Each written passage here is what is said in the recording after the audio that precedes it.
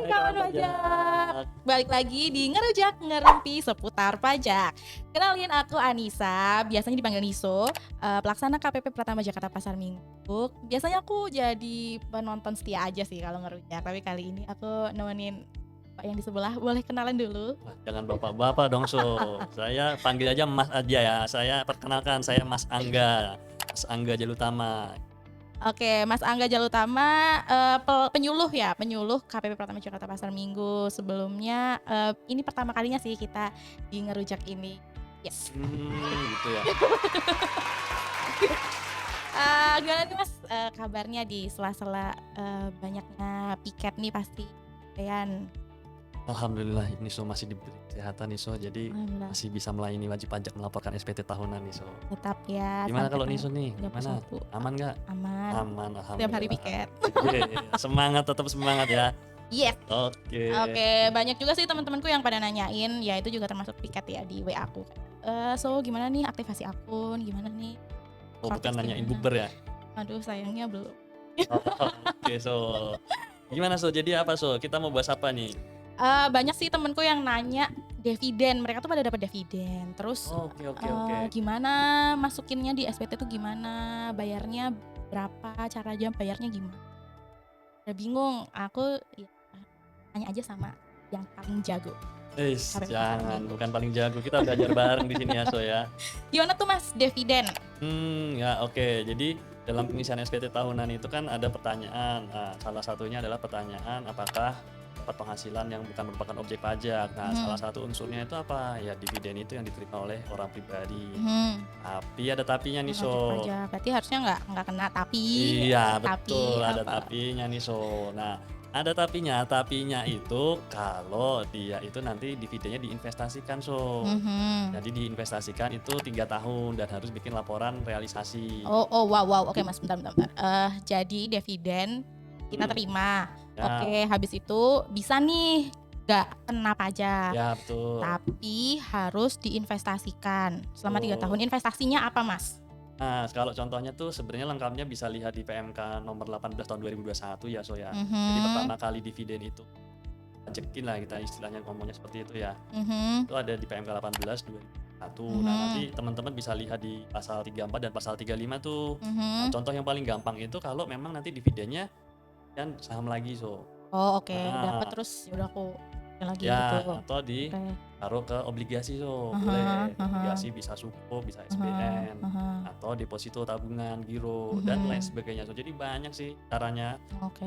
gitu. Aku sih sebenarnya aku sendiri nggak punya ya, cuman kalau aku biasanya kayak nabung-nabungnya LM gitu Mas. Oh, LM juga bisa nih kalau misalnya punya Oke. dividen terus jadi LM gitu kan. Itu juga boleh memenuhi persyaratan Oh oke. diinvestasikan itu Berarti investasi, yang penting diinvestasikan lagi aja gitu ya, nggak diem. Ah, jadi yang penting itu diinvestasikan sesuai dengan ketentuan yang ada di Oh PMK tetap lagi ke tadi. situ Jadi lagi. ada Oke nih apa berarti. aja yang boleh diinvestasikan. Jangan sampai dipakai langsung misalnya buat beli baju, buat beli Oh motor, buat beli handphone. oke. Nah, itu nggak bisa Jadi kita dihimbau untuk menabung terus gitu ya Mas? Iya sih. Tapi kalau untuk dibeliin rumah juga bisa kok Oh Jadi kalau misalnya punya oke. dividen nanti buat beli rumah itu juga bisa masuk ke salah satu kriteria agar dividen itu tidak terkena pajak. Walaupun rumahnya nanti kita tinggalin aja? Betul Oh sekali. asik banget. Asik dong. Oke. Terus, nanti gimana nih kalau misalkan aku dapat, berarti biar aku kayak nggak bayar, berarti aku masukin ke investasi, habis itu aku ngapain lagi? Ya, yang pasti kan nanti pas laporan SPT tahun kayak sekarang ini, dia kan wajib dilaporkan dulu di SPT-nya menjadi non objek Oke. pajak. Oke, itu Nah, tadi yang karena aku menginvestasikan lagi ya, jadi aku masukin ke SPT-nya non objek pajak. belum, ini yang mengakui penghasilan atas dividennya dulu. Oh oke. Ya, dia masuknya nanti jadi satu kayak di warisan, hibah, Oke. itu jadi satu dia bagiannya. Nah, setelah lapor, jangan lupa nanti ada laporan lagi, terpisah dari Oke. SPT tahunan dia, Oh, jadi Gitu. lapornya ada di SPT dilaporin, Mhm. laporan yang lain ada lagi, apa Ya, laporannya Mas? apa namanya laporan realisasi investasi. Oke. Nah, itu di korteksnya masing-masing itu. Nah, oke udah masuk Cortex nih.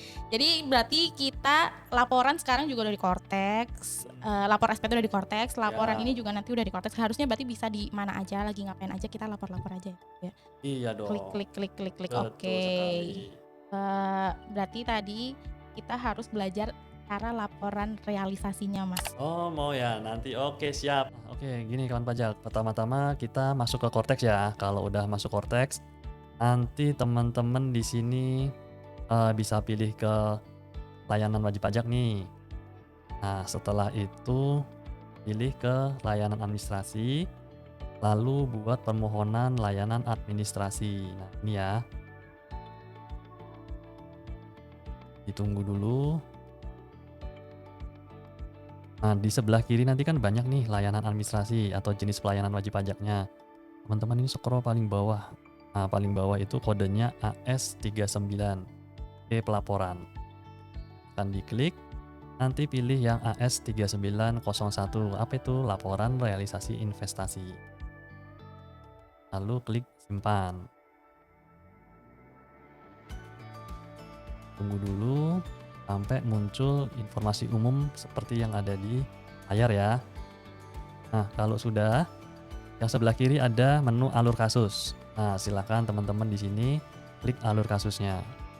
Ini laporannya 3 tahun ya, jangan sampai ada yang kelewat. Maksudnya 3 tahun itu berarti 3 tahun berturut-turut. Misalnya kawan pajak di sini mendapat dividen 2025. Nah, berarti laporan pertama itu berarti Maret 2026, laporan kedua maksimal Maret 2027, dan terakhir Maret 2028, seperti itu ya. Setelah muncul, nanti pilih yang pertama itu adalah kota atau kabupaten. Kita pilih kalau misalnya di Minggu itu Jakarta Selatan gitu ya. Nah, tahun pajaknya dia akan mengikuti tahun pajak laporan. Pertama adalah mengisi laporan dividen atau penghasilan lain. Nah, kita klik tambah data. Jadi data di sini itu data dari SPT tahunan teman-teman ya, kawan pajak semua ya, yang tadi disampaikan melalui SPT tahunan ini diinput. Misalnya kalau dividennya didapat 2025, maka untuk 2026 ini laporannya adalah pelaporan ke-1. Lalu jenis penghasilannya kita pilih sesuaikan dengan yang kawan pajak dapat ya, seperti itu ya. Kita contohkan dividennya dividen domestik gitu ya. Tanggal diterima itu bisa dilihat di akun sekuritas kawan pajak semuanya. Kita contohkan diterimanya kemarin misalnya November gitu ya, tanggal 5 November seperti itu. Lalu jumlah dividen dibagikan atau kursnya kita isi. Kalau misalnya saya mendapatkan dividen dari perusahaan dalam negeri, kita isi Indonesia, berarti rupiah. Iya, rupiah Indonesia. Jumlah dividen dibagikan, jumlah dividen yang diterima oleh kawan pajak. Misalnya kita dapat dividen 5 juta gitu kan. Nah, kursnya kita pakai kurs rupiah berarti.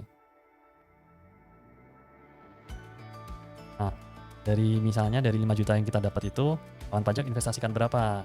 Nah, kalau nggak mau kena pajaknya ya berarti kita harus investasikan semuanya. Terima 5 juta, kita investasikan 5 juta. Oh ya, lupa ini pemberi penghasilannya. Pemberi penghasilannya itu dari perusahaan yang memberikan dividen. Hanya dividen dari PT. Nah, seperti itu ya. Contoh saja ya. Lalu klik simpan. Nah, ini dilanjutkan sampai dengan berapa banyaknya dividen yang kawan pajak terima ya. Jadi kalau kawan pajak banyak menerima dividen pada 2025, nah itu diinput aja dividennya. Banyak yang kawan pajak laporkan di SPT tahunan. Nah, setelah itu kita bikin laporan investasinya. Ini klik tambah data. Ini pelaporannya tadi yang pertama seperti itu ya. Tanggal investasinya itu kita investasikan tanggal berapa? Kira-kira misalnya kemarin saya langsung investasikan 5 juta itu untuk beli saham langsung gitu kan. Nah, kita beli sahamnya misalnya tanggal 11 November itu tadi. Nah, bentuk investasinya tadi saya beli saham gitu kan. Nah, ini tergantung teman-teman di sini diinvestasikan kembali kemana itu ya.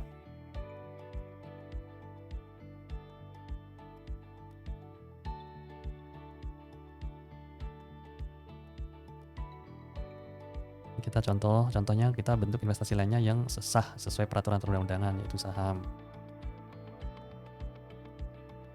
Nilai kursnya, nilai investasinya pakai kurs rupiah. Nilai investasinya 5 juta, lalu klik simpan. Kalau udah klik simpan, nanti klik refresh pemenuhan kewajiban perpajakan, lalu ada dokumen yang harus kawan pajak bikin atau buat. Ini namanya laporan realisasi investasi. Nah, klik print PDF. Yang perlu diisi hanya klasifikasi, kita klik yang biasa, lalu kita simpan.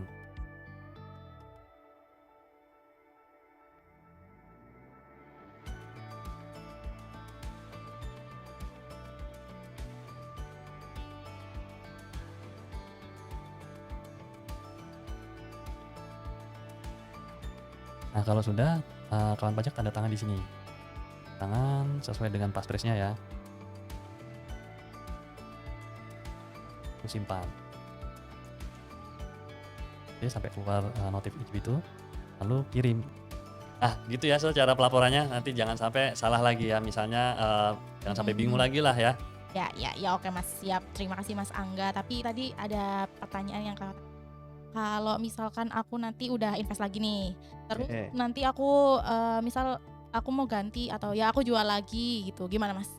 Ya, tenang So. Jadi misalnya nih, kamu pertama dapat dividen, kamu investasi ke saham, tiba-tiba sahamnya naik nih So, to the moon gitu kan.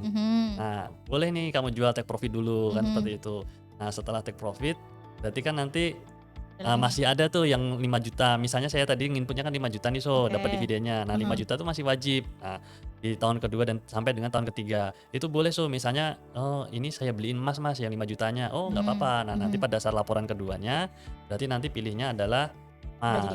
Ya, seperti itu. Jadi aman, mau yang penting masih sesuai dengan kriteria yang ada di PMK 18 itu ya. Jangan sampai dibeliin motor, nggak bisa kalau motor So. Nah, itu Mas, kalau misalkan ya udahlah aku mau menikmatinya aja. Aku mau gitu. beli motor aja, aku mau pakai shopping gitu. Oke. Itu nggak ada masalah sih So. Cuma nanti ada kewajiban untuk membayar sendiri terkait dengan pajaknya. Nah, pajaknya itu masih sama seperti dulu untuk orang pribadi itu final ya 10%. Nah, tata caranya nanti bayarnya di menu e-Bupot tersendiri So. Jadi nanti kawan pajak di sini harus membuat SPT unifikasi. Oke, berarti bikin dan SPT unifikasi nggak ini ya, nggak udah dipotong dari sananya ya Mas? Karena dari sananya itu defaultnya adalah non objek pajak. Nah, jadi kalau ternyata saya nggak mau investasi, saya mau pakai langsung karena ada kebutuhan misalnya So, karena memang investasi itu tujuannya dia adalah untuk membeli sesuatu yang dia inginkan gitu kan. Ya udah aku bayar 10%-nya aja. Nah, caranya tadi store sendiri pasal 4 ayat 2-nya gitu. Beda nggak nanti ngelaporin di waktu masukin ke SPT tahunannya, beda nggak? Kalau untuk SPT tahunannya itu beda So. Kalau dari awal dia memang ingin dipakai tidak diinvestasikan, itu nanti dia masuknya ke penghasilan yang dikenakan PPh final So. Ya begitu. Jadi bukan yang dikenakan non objek, tapi ke penghasilan yang dikenakan final. Jadi beda tempatnya nanti So. Di SPT-nya juga nanti bakal beda. Betul. Terus bayar sama nggak bayarnya beda. Sama 3 tahun ya Mas. Oke. Iya. Oke, makasih Mas Angga untuk pencerahannya kali ini. Mumpung lagi masa-masa pengisian SPT juga nih Mas, ada pesan-pesan nggak untuk kawan pajak yang lagi pada nonton? Oke, untuk kawan pajak jangan tunda pelaporan SPT-nya ya, apalagi ini kan nanti ada libur panjang lebaran ini ya. Jadi waktunya tinggal dikit lagi nih, jangan sampai telat. Sayang kalau telat. Kalau butuh bantuan nanti untuk layanan kami, ini kami buka Sabtu Minggu ya So ya, seperti itu ya. Benar. Sampai dengan akhir Maret ya. Betul. Nanti kami buka Sabtu Minggu, jam pelayanan jam 8 sampai jam 12. Nanti kalau butuh bantuan untuk pengisian SPT bisa datang ke KPP terdekat dimanapun kawan pajak berada. Jadi weekend ngisi SPT nggak apa-apa lah ya. Iya dong. Kalau teman-teman juga punya pertanyaan, boleh komen-komen di bawah ini atau ke Instagram kita ada Mas Angga Pajak Pasar Minggu, atau di Twitter, Facebook, atau mau datang langsung, bener sih enakan datang langsung. Submit. Siap, bener. Oke So, sekian ya So kita untuk pembahasannya. Nanti kita ketemu lagi di pembahasan yang lain. Nanti kalau kawan pajak misalnya ada yang ingin dibahas sesuatu, boleh lo sampaikan di komentar. Oke, seperti itu ya. Oke, dah. Dah.